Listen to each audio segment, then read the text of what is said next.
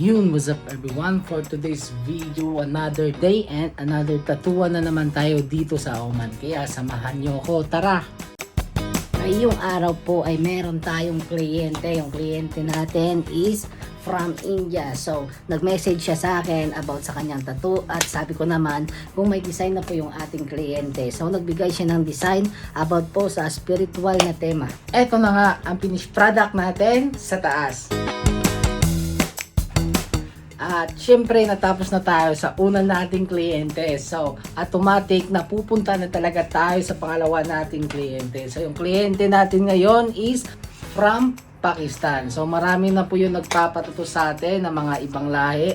Especially po sa mga kapwa nating Pilipino ay marami pong nagme-message sa akin. So pasensya na po kayo. Hindi ko po kayo ma-replyan ng maayos kasi minsan busy tayo. So yung balik tayo sa tattoo. At ang pinapagawa ng boss natin is lagyan ng wolf, hand of his son and daughter, and syempre with father and family po sa baba. So nagawa natin siya ng original na design natin at pinakita ko po sa kanya at naging okay naman siya sa ating ginawa.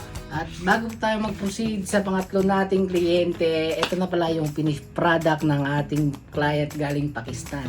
Ayun na nga, natapos na tayo sa India natin na kliyente tsaka sa Pakistan. So proceed na po tayo sa kababayan natin na Pilipino dito sa Oman. Gusto niya daw magpatattoo. So marami siyang pinakita sa akin na design. Hindi ko alam kung saan yung gusto niya. Kaya kahit ako ay naguguluhan din. So mabuti na lang na pagdating dito ni Madam, nag-explain ako sa kanya na ganito kasi gusto niya na i-coveran yung scars niya sa paa. So, mabuti na lang ay marami akong pinakita kay Madam na design at naka-final decision siya na floral colored po yung gagawin natin sa kanya. At yung gusto pala ng ating Madam lagyan natin ng less paint para sa tattoo niya. So, sabi ko naman, Madam, sorry po, hindi po available yung less paint natin na TKTX kasi naubusan po tayo. Napakahirap po mag-order sa Pilipinas. At ayun po, naintindihan naman po ng ating kliyente. So, ito na po yung ating finished product sa kanyang tattoo. At hindi pa po nagtatapos ang ating video ngayon kasi may pang-apat tayo na kliyente at ang kliyente natin ngayon ay kapwa nating Pilipino. So, yung gusto ng ating Madam is portrait po ng kanyang ina. So, nagawan po natin siya ng paraan at nilagay po sa dibdib.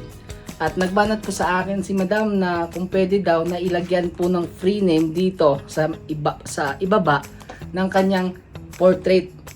So, ako naman madali akong kausap so pinagbigyan natin si Madam kasi nga nagpatattoo pa siya dito.